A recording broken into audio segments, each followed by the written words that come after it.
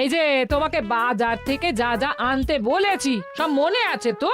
মনে থাকবে কি থাকবে না জানি না, তাই আমি কাগজে একটা ফর্দ বানিয়ে নিয়েছি। গোপাল দাদা, পুটির মায়ের দাঁতের যন্ত্রণাটা আরো বেড়েছে।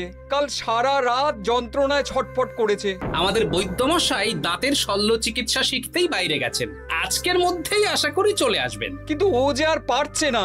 শোনো, তুমি একটা তুলোর মধ্যে লবঙ্গ তেল দিয়ে পুটির মায়ের যে দাঁতে ব্যথা হচ্ছে তার গোড়ায় রাখো। বৈদ্যমশাই এলে আমি তোমাদের বাড়িতে যেতে বলছি। আচ্ছা গোপাল দাদা।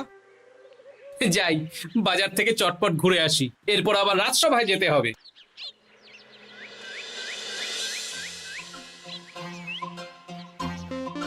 উফ, কি গরম রে বাবা, ছাতা নিয়ে বেরোলে ভালো হতো।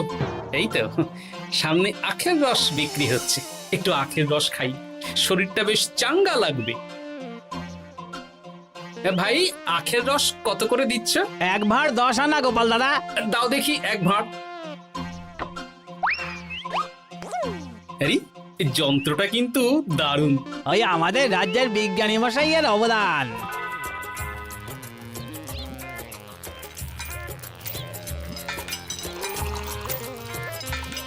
এই নাও গোপাল দাদা।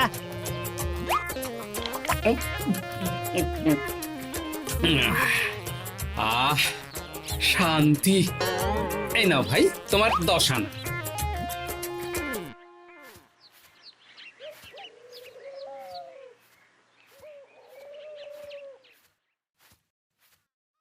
কি রাজবৈদ্য, এই ফিরছ নাকি? হ্যাঁ, এতদিন আমি দাঁতের চিকিৎসার ব্যাপারে তেমন কিছুই জানতাম না, এবার সব শিখে এসেছি। ভালোই করেছো, তুমি একেবারে প্রথম রোগীকে দেখে তারপর রাজসভায় এসো। প্রথম রোগী? পুটির মা গো, কালকে সারা রাত যন্ত্রণায় ঘুমোতে পারেনি। আরে আর বলো না, কদিন আগেই পুঁটির মাকে নিয়ে পুঁটির বাবা আমাদের বাড়িতে এসেছিল। দেখলাম ওই বাড়ির দাঁতে বিস্তর সমস্যা। সেই জন্যে দাঁতের শল্য চিকিৎসা শিখতে চলে গেলে? ঠিক তাই, আমি ব্যথা কমার পথ্য দিয়ে এসেছিলাম। দেখি এবার দাঁতটা তুলেই দিতে হবে। তাহলে তুমিও পুটিদের বাড়িতে যাও, আমি বাড়িতে থলে রেখে আসছি। আজ না হয় দুজনে একটু দেরি করেই রাজসভায় যাব। বেশ বেশ।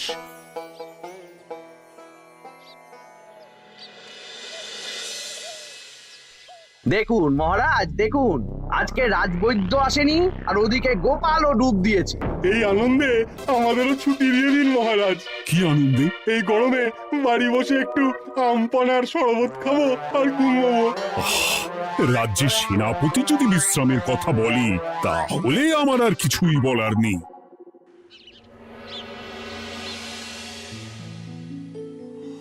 এই তো দাঁতটা পুরো পোকায় খেয়ে নিয়েছিল। এখন দুদিন কোনো কথা বলা যাবে না, শুধু জল বা তরল জাতীয় খাবার খাবে।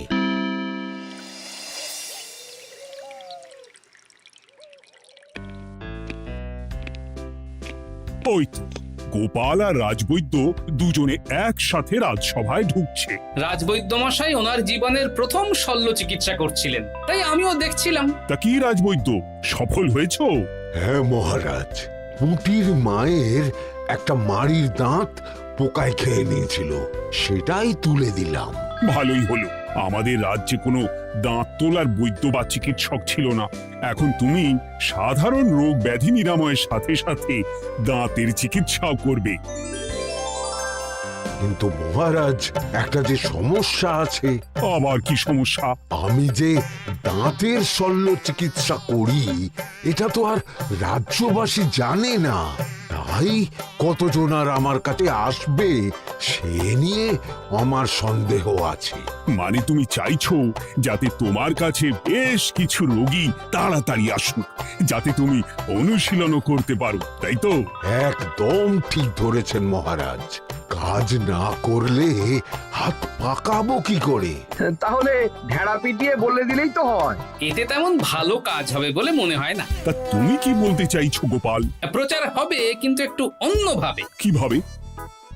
আজ বিকেলে আমি রাজবৈদ্যর হয়ে প্রচার করব, শুনে নেবেন। বেশ। শুনুন শুনুন শুনুন, আমাদের কৃষ্ণনগরের রাজবৈদ্য এখন দাঁতের শল্য চিকিৎসাও করছেন। যারা যারা আমাদের রাজবৈদ্যের কাছে দাঁত তোলাবেন তাদের দাঁত তোলার পরে দুদিন কোনো শত্রু থাকবে না। চিকিৎসার সময় সকাল 7টা থেকে সকাল 10টা পর্যন্ত।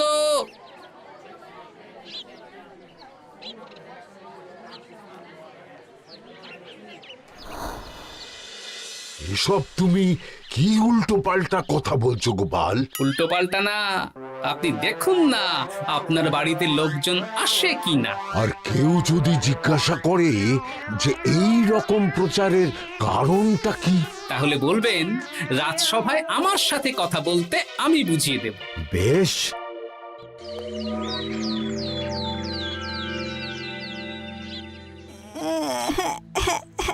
তোকে বারবার বলি এত মিষ্টি গুড় কাঠি খাস না। কি করবো বাবা, কি ব্যথা।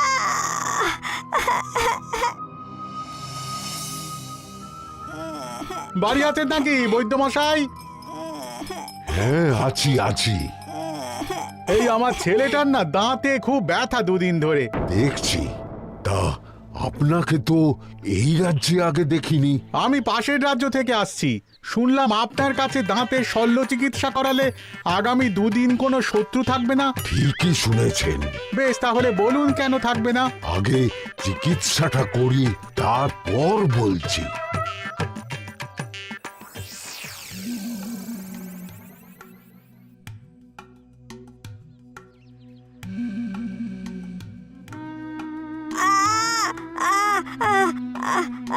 আর চিন্তা নেই, এখন দুদিন কোনো কথা বলা যাবে না। এবার তো বলুন আমার ছেলের আগামী দুদিন কোনো শত্রু থাকবে না কেন? আজকে রাজসভায় চলে আসুন, ওখানে গোপাল এই প্রশ্নের উত্তরটা দিয়ে দেবেন। তা বৈদ্য, তোমার কাছে আজকে কেউ এসেছে? সকাল সকাল দাঁত তুলে এলাম মহারাজ। বাবা, একদিনের প্রচারই এই ব্যাপার? মহারাজ, মহারাজ, বাইরে কয়েকজন অপেক্ষা করছে, তারা গোপাল দাদার থেকে কিছু জানতে চায়। তাদের ভিতরে আসতে বলো।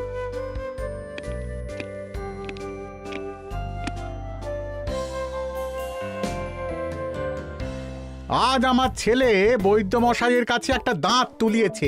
আমি জানতে চাই প্রচার অনুযায়ী আমার ছেলের নাকি আগামী দুদিন কোনো শত্রু থাকবে না, সেটা কেন বলা হয়েছে? বলতে পারি, কিন্তু কথা দিতে হবে। এই কারণটা বাইরে আর কাউকে বলা যাবে না। বেশ, বলবো না। বাংলায় একটা প্রবাদ আছে, বোবার শত্রু নেই। মানুষ সাধারণত কথার বিনিময়ে মতবিরোধ, বিবাদ বা শত্রুতা করে। যে ব্যক্তি কথা বলতে পারে না, তাই তার সঙ্গে কথা বলে মতবিরোধ হওয়ার কোনো সুযোগই নেই। মানে যার যার দাঁত তোলা হবে তারা তো আগামী দুদিন কথা বলতে পারবে না। আর কথা না বললে কোনো বিবাদ হওয়ার ব্যাপার নেই। আর বিবাদ না হলে কারো সাথে শত্রুতাও হবে না। কি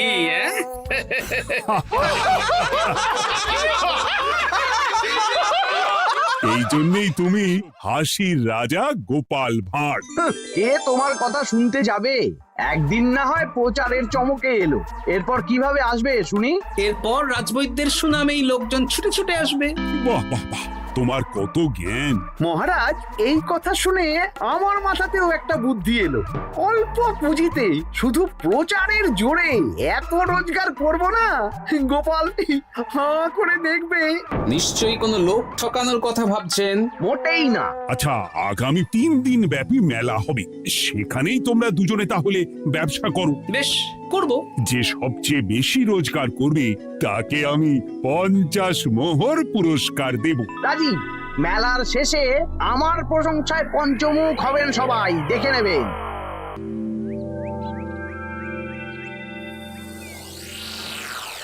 খুব তো বড় মুখ করে বলে এলেন যে ব্যবসা করবেন মেলার মাঠে। তা আপনি কি ব্যবসা করবেন শুনি? ভাগ্য পরীক্ষার দোকান দেব।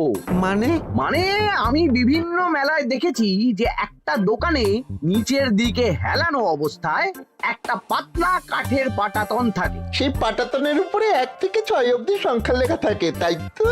হ্যাঁ, যারা মেলায় ভাগ্য পরীক্ষা করতে আসবে তাদের ফাঁপা লোহার 6টা বল দেয়া হবে। যদি ওই 6টা বলই নম্বর লেখা খোপের মধ্যে ঢোকাতে পারে তাহলে প্রথম পুরস্কার পাবে। আমিও ওটারই দোকান দেব, কিন্তু শুধুমাত্র একটাই পুরস্কার থাকবে।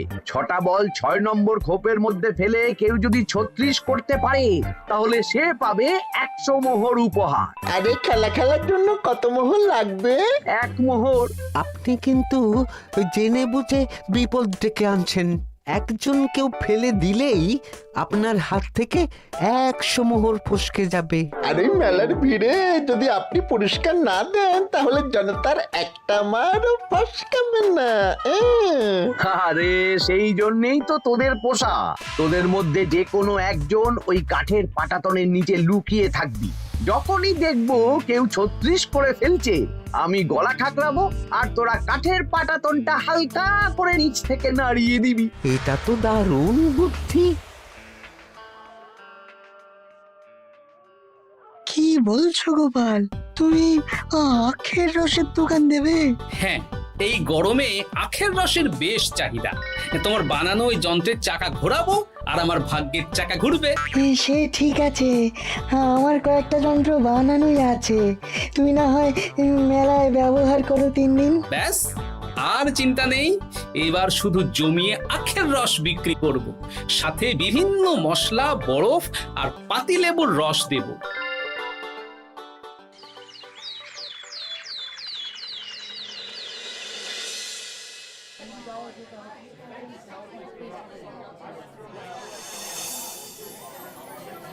এই দোকানের পানীয় খেয়ে মন হবে বশ। গোপাল ভাঁড় নিয়ে এসেছে ঠান্ডা আখের রস। আরে গোপাল দাদা, তুমি আখের রস বিক্রি করছো? ঠান্ডা আখের রস কত করে গো গোপাল দাদা? 1 ভাঁড় মাত্র 10 আনা। 6 ভাঁড় দাও। এক্ষুনি দিচ্ছি। আসুন আসুন আসুন, সবাই আসুন। আসুন আসুন আসুন, এদিকে আসুন, এদিকে আসুন, ভাগ্য পরীক্ষা করুন। 1 মোহরে 100 মোহর।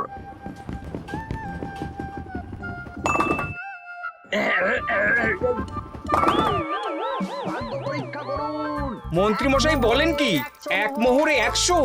তুমিও ভাগ্য পরীক্ষা করাবে নাকি? একবার বাজিয়ে দেখতে দোষ কি? দাও, আখের রস খেয়ে বরং চলে যাই। এই তো হয়ে এসেছে। এই নাও, ধরো।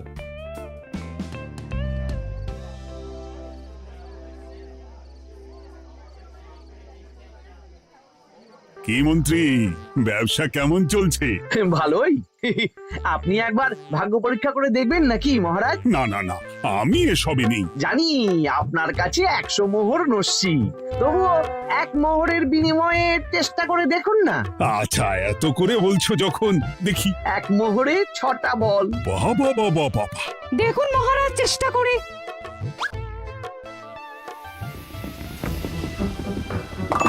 এই তো একটা 6 পড়েছে, আবার চেষ্টা করুন। জয় মা জয় মা। আবার 6। সাবাস। দেখুন হয়ে যেতে পারে, আর তো মাত্র 4টে বাকি। দেখি তৃতীয়টা। আরে পাস, আবার 6। নিন, খেলুন। এই যা, হলো না। আরেকবার প্রথম থেকে চেষ্টা করবেন নাকি মহারাজ?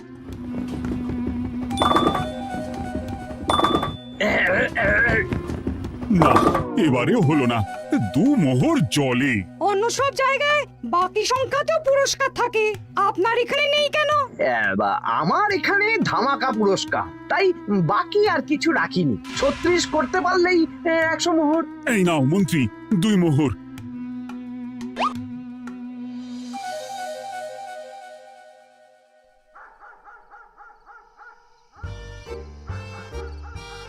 কি মন্ত্রী মশাই, আর তো মেলায় লোকজন নেই, বাড়ি যাবেন না? তুমি যাও না, আমি একটু পরে যাব। বেশ, আমি এগোলাম। গোপাল আর মন্ত্রী, তোমাদের কার কেমন রোজগার হয়েছে একদিনে? মহারাজ, কালকে আমার 7 মোহর 20 আনা রোজগার হয়েছে। আমার 70 মোহর, কিন্তু খরচ কিছুই হয়নি, কারণ কেউ 36 করতে পারেনি মহারাজ। বাহ বাহ বাহ, আমি তো বলেছিলাম আমি যখন ব্যবসা করব গোপাল আমার ধারে কাছে দাঁড়াতে পারবে না। বেশ, এখনো তো আজ আর কাল দুদিন মেলার বাকি আছে।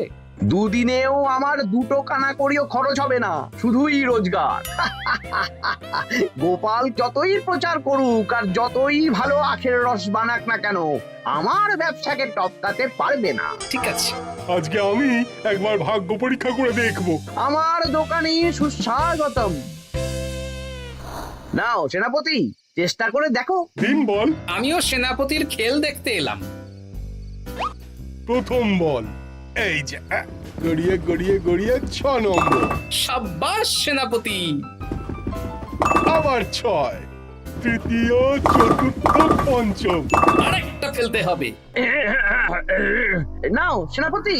ষষ্ঠ বল, এই যা, হলো না। এটা কি হলো? আবার চেষ্টা করো তো সেনাপতি। হ্যাঁ, 3টে হয়ে গেছে, এবার 4 নম্বর। এই যা, 4 নম্বরে চলে গেল। ধুর চাই। ব্যাপারটা কি? মন্ত্রী মশাই গলা খুসখুস করার পরের বলটাই পরপর দুবার অন্য ঘরে পড়ল। নিশ্চয়ই কোনো রহস্য আছে। না, আজকে রাতে ব্যাপারটা দেখতে হবে। চলুন মন্ত্রী মশাই, পুরো মাঠ ফাঁকা, একা একা মশা মারবে নাকি? আমি পরে যাব, তুমি যাও তো। বেশ। ব্যাপারটা কি? আমাকে তো নজর রাখতে হচ্ছে। না, একটা গাছের পিছনে লুকিয়ে পড়ি, মন্ত্রী মশাই গেলে ওনার পিছু নেব। দেখুন মন্ত্রীমশাই, পরপর 2 দিন আমি পাটাতনের নিচে ছিলাম। আগামীকাল ঘরটাকে থাকতে বলুন। বেশ, তাই হবে। আর অত জোরে গলা খাঁকড়াবেন না, কেউ যদি সন্দেহ করে ব্যাপারটা বুঝে যায় মুশকিল হয়ে যাবে। আরে কেউ বুঝবে না, অনেক রাত হলো, চল চল চল চল চল। আচ্ছা, এই ব্যাপার। তাই ভাবি 2 দিন ধরে একটাও কেউ পারলো না কেন? কাল আমিও মজা দেখাবো।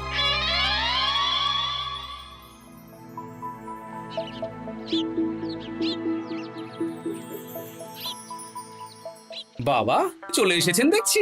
এত চাহিদা না আমার এই ভাগ্য পরীক্ষার, তাই আগে আগে চলে এসেছি। মন্ত্রীমশাই, আপনাকে মহারাজ এক্ষুনি ডাকছেন। এখন কেন? সে তো জানি না, চলুন।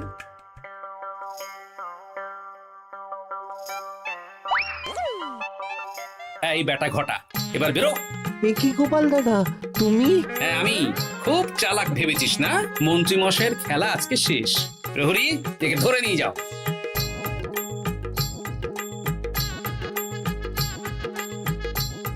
বিজ্ঞানী, তুমি তোমার চুম্বক নিয়ে এসেছো তো? হ্যাঁ, এবার 6 নম্বরের নিচে একটা টান টান করে সমান রেখা টানতে হবে, আগা থেকে গোড়া অবধি।